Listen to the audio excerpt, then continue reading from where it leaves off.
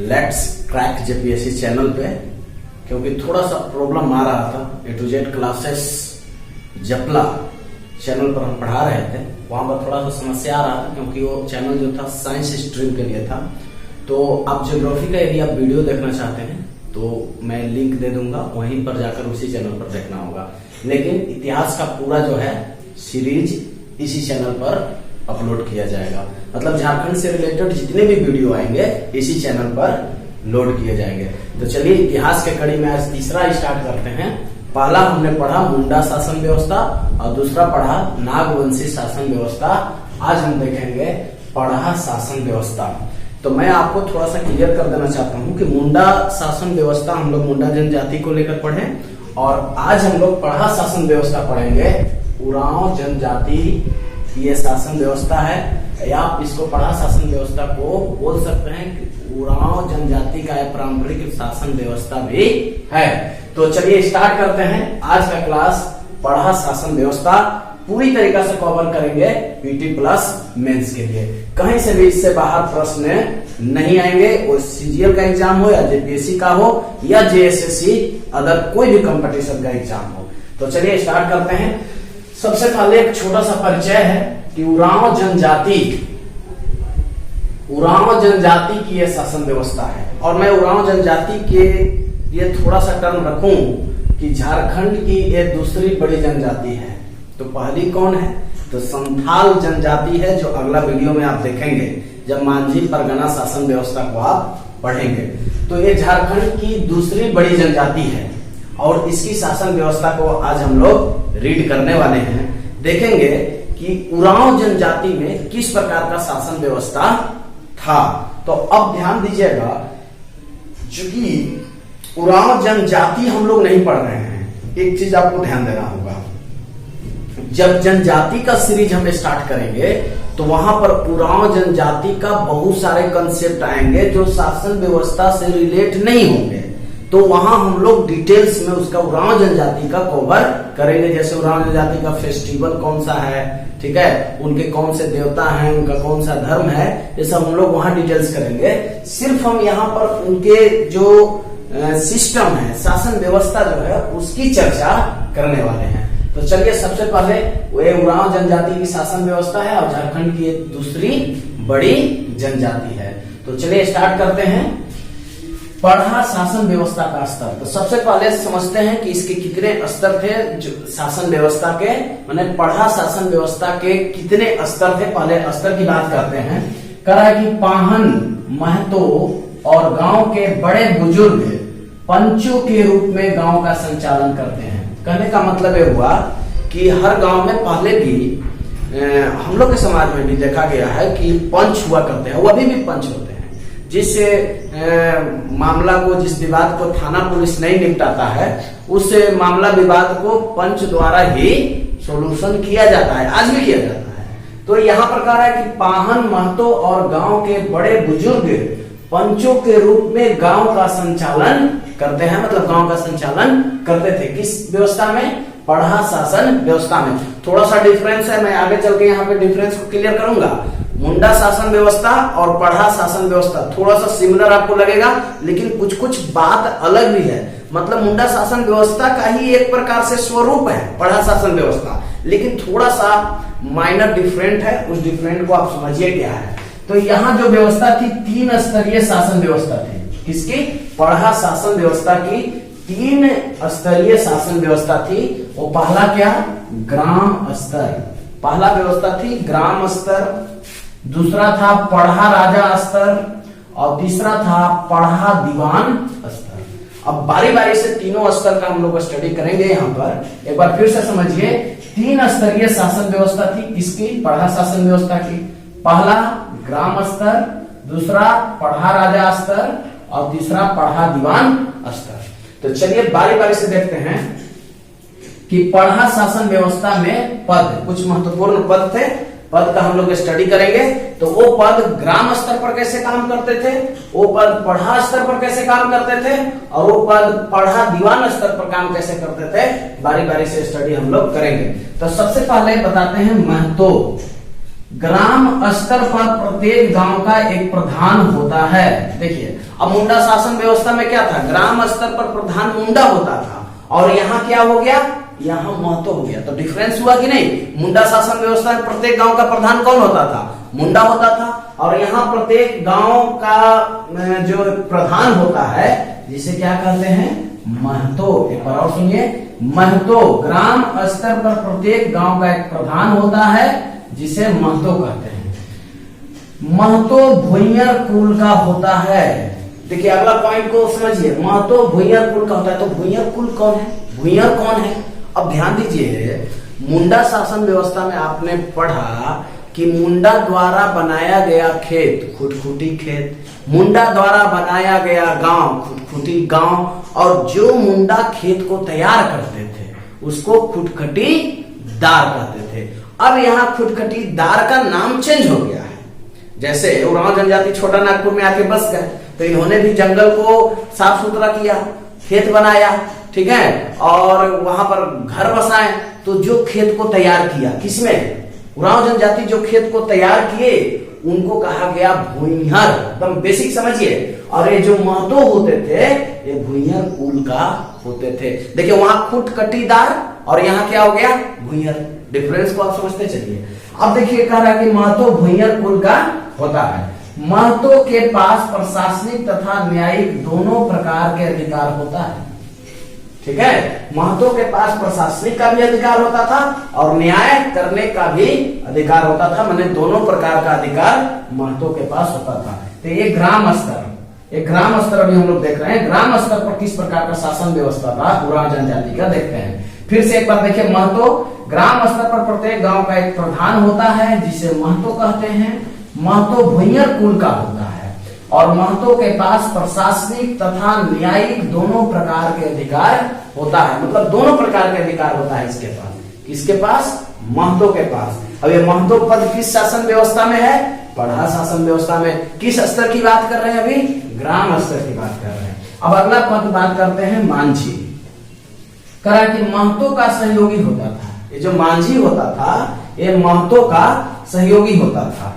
महतो के प्रत्येक पंचायती आदेश को गांव वाले तक पहुंचाता था। ये जो मांझी का काम होता था, महतो का जितने भी पंचायती आदेश होते थे वो गांव वाले तक इसको पहुंचाना रहता था, मतलब एक प्रकार के संदेश वाहक का ये काम करता था। एक बार फिर से समझिए, मांझी कौन था, तो महतो का सहयोगी होता था और महतो के प्रत्येक पंचायती आदेश को गांव वाले तक पहुंचाना इसका कार्य होता था। उसके बाद देखिए पाहन, धार्मिक अनुष्ठान, पर्व त्योहार, शादी विवाह का कार्य संपादित करता था। ये पढ़ा शासन व्यवस्था में जो पाहन का पद था ग्राम स्तर पर, वो धार्मिक अनुष्ठान करवाता था, पर्व त्योहार, शादी विवाह का कार्य संपादित करता है। और पाहन महतो के पंचायत बैठक में भी, देखिए ध्यान से, पाहन महतो के पंचायत बैठक में भी सहयोग करता है। जो महतो क्या पढ़े, देखिए महतो ग्राम प्रधान होता था तो बैठक करता था, तो उस बैठक में पाहन का भी महत्वपूर्ण भूमिका होती थी, मतलब कि सहयोग एक महतो का करता था। कौन, पाहन। अब एक बैगा है, देखिए यह पाहन का सहयोगी होता है, यह पाहन का सहयोगी होता है, मतलब इसका एक सहायक है, सहयोगी होता है बैगा। तो अभी हमने देखा पढ़ा शासन व्यवस्था। एक बार मैं थोड़ा सा रिपीट कर दूं कि उरांव जनजाति की यह शासन व्यवस्था है और झारखंड की ये दूसरी बड़ी जनजाति है और पहली संथाल जनजाति है, जो आगे चलकर इसकी शासन व्यवस्था को हम लोग पढ़ने वाले हैं। तो सबसे पहले हमने पढ़ा शासन व्यवस्था के स्तर। तो पाहन महतो और गांव के बड़े बुजुर्ग पंचों के रूप में संचालन करते थे, गांव का संचालन करते थे।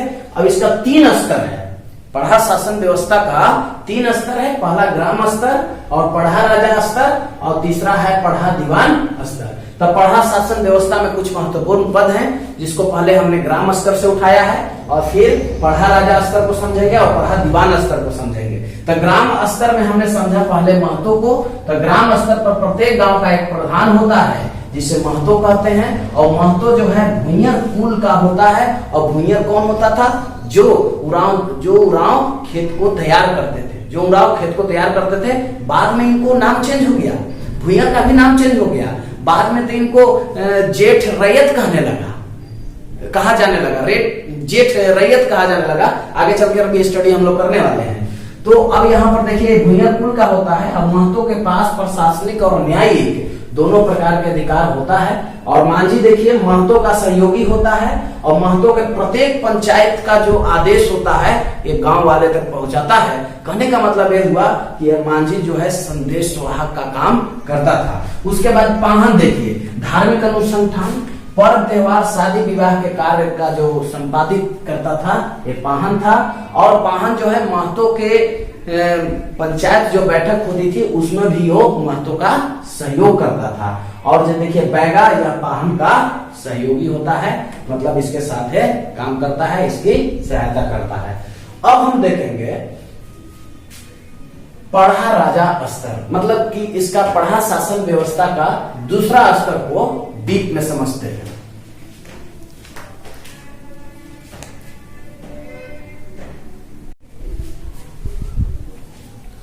चलिए अब सीखते हैं पढ़ा राजा स्तर 2। पढ़ा शासन व्यवस्था का 3 स्तर हमने आपको बताया। पहला ग्राम स्तर, पढ़ा राजा स्तर और पढ़ा दीवान स्तर, जिसमें हमने ग्राम स्तर 1 का स्टडी कर लिया। अब पढ़ा राजा स्तर के बारे में पढ़ते हैं। देखिए कह रहा है कि कई गांव मीन्स 5, 7, 11, 21 और 22। मैं इस साइड से समझाता हूं। देखिए 5, 7, 11, 21 और 22 ये गांव जब आपस में मिल जाते थे तो पढ़ा पंचायत कहलाते थे। ध्यान दीजिएगा, पढ़ा राजा स्तर हम लोग पढ़ रहे हैं, जिसका दूसरा स्तर है पढ़ा शासन व्यवस्था का। तो कह रहा है कि कई गांव जैसे कि 5 गांव, 7 गांव, 11 गांव, 21 या 22 गांव जब आपस में मिलते थे तो एक पढ़ा का निर्माण करते थे। ठीक है, जो पढ़ा पंचायत के नाम से जाना जाता था। देखिए पढ़ा पंचायत, अब उसमें भी पढ़ा था, ध्यान दीजिएगा, पढ़ा का अपना पंचायत था और यहां पर भी है। तो 5, 7, 11, 21 या 22 गांव जब आपस में मिल जाते थे तो एक पढ़ा का निर्माण करते थे, जिसको हम लोग बोलते थे पढ़ा पंचायत। अब इस पढ़ा पंचायत का जो प्रमुख होता था उसको पढ़ा राजा कहा जाता था। इसमें भी मुंडा शासन व्यवस्था में भी यही था। आपको सिलेंडर मिल गया। देखिए पढ़ा राजा, तो एक बार फिर से समझिए, 5, 7, 11, 21 या 22 गांव का एक ग्राम स्तर का एक समूह हो जाता था, तो उसको हम लोग बोलते थे पढ़ा पंचायत। और पढ़ा पंचायत का प्रमुख कौन था? पढ़ा राजा था। तो कह रहा है कि पढ़ा पंचायत का कार्य 2 या 2 से अधिक गांवों के बीच विवादों का निपटारा करना था। मतलब 2 या 2 से अधिक गांव का जब विवाद आ जाता था तो जाकर ये पढ़ा राजा उसको सुलझाता था। ठीक है, विवाद को खत्म करता था। लेकिन जब ग्राम स्तर पर मामला आता था तब तो ये वहां महतो ही सोल्व कर देता था। क्यों? क्योंकि महतो के पास प्रशासनिक तथा न्यायिक दोनों प्रकार के अधिकार थे। लेकिन जब गांव का मामला आ जाता, एक गांव के दूसरे गांव का मामला जब आ जाता था, तब उसका निपटारा जो है पढ़ा पंचायत में होता था, जिसका जो है पढ़ा राजा उस विवाद को देखता था, उस मामला को देखता था। फिर कह रहा है कि पढ़ा पंचायत व्यवस्था में जब पंचायत की बैठक होती थी, ध्यान दीजिएगा, जब पढ़ा पंचायत व्यवस्था में जब पंचायत की बैठक होती थी तो महिला और पुरुष दोनों भाग लेते थे। ये सबसे बड़ा की पॉइंट है कि उरांव जनजाति में पढ़ा शासन व्यवस्था में उरांव जनजाति का जो शासन व्यवस्था था उसमें महिलाओं को पूर्ण रूप से स्वतंत्रता थी। महिलाओं को पूर्ण रूप से स्वतंत्रता थी कि वो पंचायत की जब बैठक हो तो उसमें जो है उनकी भी भागीदारी हो। जिस प्रकार से पुरुष की भागीदारी होता है उस प्रकार से महिला की भी भागीदारी हो। ठीक है, अब आगे बढ़ते हैं। कह रहा है कि पढ़ा पंचायत में महिलाओं की पूर्ण स्वतंत्रता थी। महिलाओं की पूर्ण स्वतंत्रता थी। और कहने का मतलब यह है, अब आगे चल के इनका जो शादी और विवाह का जो सिस्टम था इसके बारे में भी चर्चा करेंगे। लेकिन अभी देखिए कह रहा है कि पढ़ा पंचायत में महिलाओं की पूर्ण स्वतंत्रता थी। तो हमने पढ़ा राजा स्तर 2 में देखा कि 5, 7, 11, 21 या 22 गांव जब आपस में मिल जाएंगे तब पढ़ा का निर्माण करेंगे और वो कहलाएगा पढ़ा पंचायत, जिसका जो है प्रमुख पढ़ा राजा कहलाएगा। और पढ़ा पंचायत या पढ़ा राजा का जो प्रमुख कार्य होते थे दो या दो से अधिक गांव के बीच जो मामला आता था उसको ये निपटारा करते थे। कहा कि पढ़ा पंचायत व्यवस्था में पंचायत की जब बैठक होती थी तो इसमें महिला और पुरुष दोनों भाग लेते थे, दोनों की समान भागीदारी होती थी।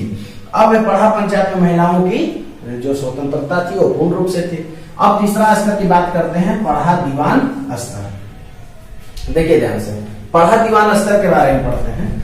यह सर्वोच्च पदधारी होता है, मतलब सर्वोच्च पदाधिकारी होता था, ठीक है। जिस प्रकार से सुप्रीम कोर्ट होता है उस प्रकार से ये सर्वोच्च पदाधिकारी है या पदधारी है जो सर्वोच्च न्यायालय की तरह कार्य करता है। इसके द्वारा लिया गया निर्णय अंतिम निर्णय होता है। कहने का मतलब जब मामला यहाँ पर भी नहीं निपटारा होता था तब जाकर वो मामला पढ़ा दीवान के पास आता था, पढ़ा दीवान के पास आता था और फिर इसका जो निर्णय होता था वो अंतिम निर्णय होता था पढ़ा शासन व्यवस्था में, और ये निर्णय सभी को मानना पड़ता था।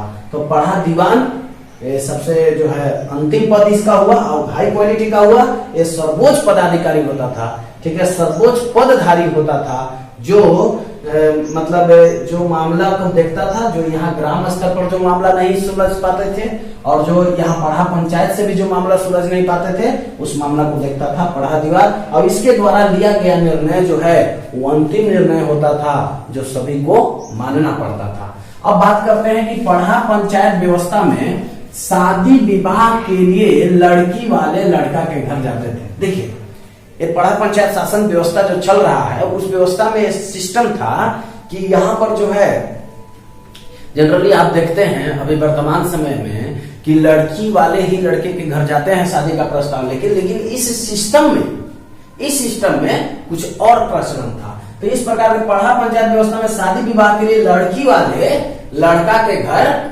देखिए यहाँ लड़की वाले, ध्यान दीजिएगा, लड़की वाले लड़का के घर नहीं जाते थे। देखिए यहां पर नहीं जाते थे, ठीक है, नहीं जाते थे, लड़की वाले नहीं जाते थे। यहां पर लड़का वाले ही लड़की के घर में जाते थे और दहेज रूपी वो 100 रुपए देते थे, लड़की साइड वाले को देते थे, और जिसमें 3 से 4 साड़ियां भी होती थी। वो साड़ी लड़की का होता था, लड़की का मम्मी का होता था, ठीक है, और लड़की के मौसी का होता था और लड़की के चाची का होता था। ये 4 साड़ियां भी साथ में दी जाती थी। किसके तरफ से? लड़का के तरफ से। ये शासन व्यवस्था में है। तो हमने पढ़ा पंचायत शासन व्यवस्था में क्या देखा कि लड़की वाले लड़का के यहाँ नहीं जाते थे, लड़का वाले ही लड़की के यहाँ जाते थे, और लड़का वाले दहेज रूपी में 100 रुपए लड़की वाले को देते थे और साथ में 4 साड़ियां भी देते थे जो लड़की के माँ और लड़की के मौसी और लड़की के चाची के लिए होता था। तो चलिए अब कह रहा है कि अब इस व्यवस्था के आंशिक विघटन मतलब एकाएक विघटन के कारण पढ़ा गांव की जनसंख्या जो है, पढ़ा गांव की जो संख्या है वो 5, 4 या 3 तक जो है रह गई है। अब विघटन धीरे धीरे होता गया इस शासन व्यवस्था का, तो अब जो है 5 गांव रह गया है, 4 गांव रह गया है, 3 तक रह गया है। अब किस प्रकार का 5, 7, 11, 21, 22 गांव नहीं रह गया है। तो ये गांव इस प्रकार है, देखिए, पढ़ा राजा गांव जिसमें पढ़ा राजा रहता था, दीवान गांव, पनेरे गांव, कोतवार गांव, और जो शेष बच गए उसको बोला जाता था प्रजा गांव। एक बार फिर से देखिए गांव किस प्रकार के होते थे, पढ़ा राजा गांव, दीवान गांव, पनेरे गांव और कोतवार गांव और प्रजा गांव। अब उसके बाद देखिए मुंडा शासन व्यवस्था और पढ़ा शासन व्यवस्था में कुछ हम आपको डिफरेंस को बताते हैं जो आपके दिमाग में हमेशा कंफ्यूज कर देगा कि मामला क्या है। देखिए, जो खेत को तैयार करते थे खुटकटीदार कहते थे मुंडा शासन व्यवस्था में, और जो खेत को तैयार किए वो भूइयार कहलाए। किस व्यवस्था में? पढ़ा शासन व्यवस्था में। और बाद में आने वाले उरांव जो खेत को तैयार किए वो कहलाए जेठ रैयत या रैयत कहलाए। देखिए ध्यान से समझिएगा, जो खेत को तैयार किए मुंडा शासन व्यवस्था में उसको क्या बोले? खुटखुटीदार। और इसमें जो खेत तैयार किए वो भूइयार कहलाए, और बाद में जो उरांव आके खेत तैयार किए उन्हें जेठ रैयत या रैयत कहा गया। क्लियर है? अगला है करा कि मुंडा द्वारा बसाया गया गांव खुटखुटी गांव कहलाया। मुंडा द्वारा जो बसाया गया गांव खुटखुटी गांव कहलाया, लेकिन भूइयार द्वारा बसाया गया गांव भूइयार गांव कहलाया। थोड़ा थोड़ा सिमिलर है, देखते चलिए। भुइयां द्वारा बसाया गया गांव भुइयां गांव, और मुंडा द्वारा बसाया गया गांव खुटखुटी गांव।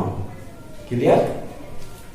उसके बाद देखिए, पाहन केवल धार्मिक कार्य करता था। मुंडा शासन व्यवस्था में पाहन जो होता था केवल धार्मिक कार्य करता था, लेकिन यहां देखिए पाहन धार्मिक और प्रशासनिक दोनों कार्य करता है। ठीक है, यहां पाहन धार्मिक और प्रशासनिक दोनों प्रकार के कार्यों को देखता है। किस व्यवस्था में? पढ़ा शासन व्यवस्था में। और मुंडा शासन व्यवस्था में पाहन क्या कर रहा था? पाहन जो है केवल धार्मिक कार्य करता था। तो ये हमने देखा डिफरेंस को। करा कि वर्तमान में सरकारी पंचायतें स्थापित हो गई हैं, सभी को पता है। इसमें उरांव जनजाति की राजनीतिक चेतना का विकास हुआ है।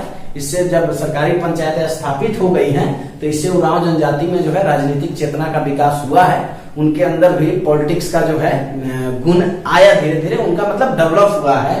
और सरकारी पंचायतें के साथ साथ पारंपरिक पढ़ा शासन व्यवस्था भी चल रही है वर्तमान में भी। तो आज हमने देखा पढ़ा शासन व्यवस्था, और पढ़ा शासन व्यवस्था को हमने कवर किया पूरी तरीका से। मैं थोड़ा सा जेपीएससी और जेएसएससी सीजीएल का थोड़ा सा फैक्ट बता दूं कि किस प्रकार से आप यहां से क्वेश्चन को निकाल सकते हैं। तो यहाँ पर देखिए, जो पढ़ा शासन व्यवस्था जो था वो 3 प्रकार के स्तर से गुजरता था: ग्राम स्तर, पढ़ा राजा स्तर और पढ़ा दीवान स्तर। तो ग्राम स्तर पर जो है महतो, मांझी और पाहन बैगा काम करते थे। उसके बाद पढ़ा स्तर पर जो है यहाँ पर क्वेश्चन 5, 7, 11, 21, 22 गांव को मिलाकर जो है एक पढ़ा बनता था। पढ़ा का पंचायत होता था जिसका प्रमुख जो है पढ़ा राजा होता था। और पढ़ा पंचायत व्यवस्था में जो है महिलाओं को पूर्ण रूप से स्वतंत्रता थी। जब ये पंचायत की बैठक होती थी तो जितना महिला का भागीदारी था उतना पुरुष का था, मतलब महिलाओं को अधिकार इसमें था। और इस प्रकार के शासन व्यवस्था में एक पढ़ा दीवान का स्तर था जो लास्ट स्तर था, जिसका मामला जो है पढ़ा पंचायत नहीं कर पाता था, वो मामला जो है पढ़ा दीवान के पास आता था। और यहाँ ये सर्वोच्च सुप्रीम कोर्ट की तहत था, और जो इसका निर्णय होता था वो अंतिम निर्णय होता था, सभी को मानना पड़ता था। उसके बाद जो है पढ़ा पंचायत व्यवस्था में शादी विवाह का जो सिस्टम था, इसमें लड़की वाले जो है लड़का के यहाँ नहीं जाते थे, बल्कि लड़का वाले ही लड़की के यहाँ जाते थे और दहेज रुपये और ₹100 देते थे, साथ में 4 साड़ियां भी देते थे।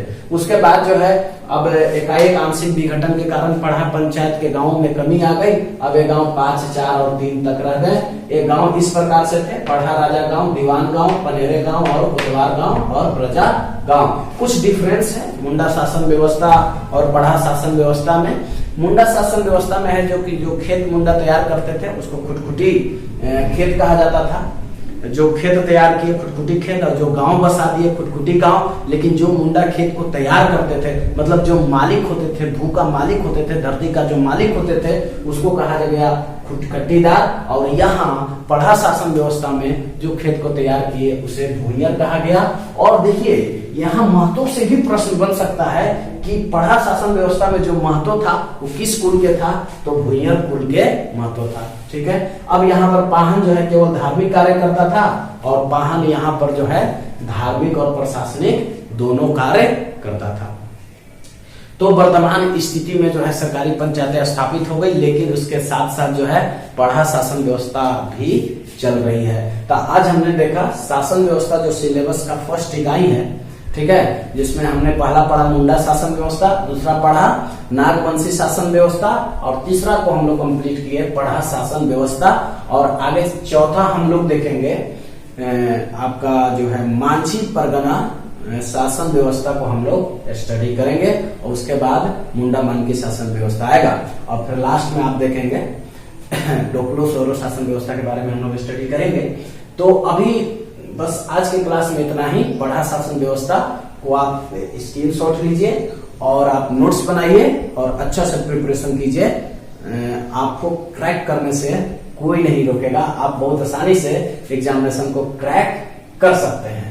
बहुत बहुत धन्यवाद वीडियो को देखने के लिए।